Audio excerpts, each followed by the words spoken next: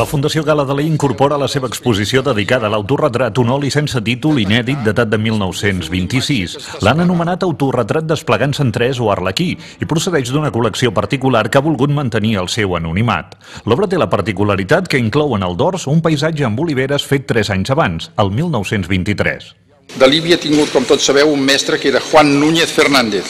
Aquest senyor Núñez sempre feia pintar, perquè a mi m'ho havia inculcat, en l'artillera, en la superfície de la tosca de la tela, no en l'espai preparat, perquè deia que és més absorbent i agafa unes qualitats més de vellut, com era en el cas del paisatge aquell que és avellutat.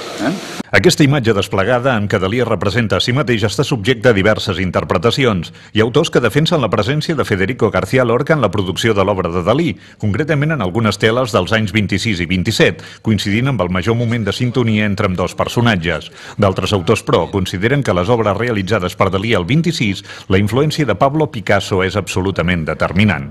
L'autorretrat desplaçant-se en tres es podrà veure a la mostra dedicada a autorretrats inaugurada el passat mes d'octubre i que es prorroga fins a finals d'aquest estiu.